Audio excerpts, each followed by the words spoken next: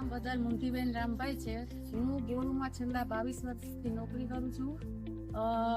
શરૂઆતના વર્ષોમાં મેં 5, 6, 7 લીધું હતું, અત્યારે હું છેલ્લા 10 વર્ષથી પેલું બીજું ધોરણ ભણાવું છું અને અત્યારે હાલમાં મારી પાસે બાલવાટિકા છે।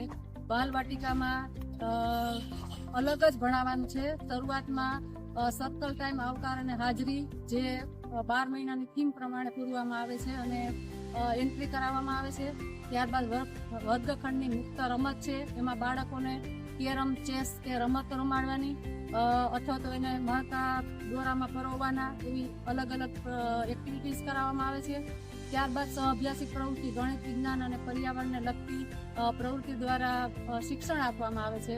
પછી બાળકને મેદાનમાં રમાડવામાં લઈ જવામાં આવે છે અને છેલ્લે વિદાય હોય છે, જેમાં બાળકોને પૂછવામાં આવે છે કે આખા દિવસમાં તમને શું ગમ્યું અને શું ન ગમ્યું તેની ચર્ચા કરવામાં આવે છે।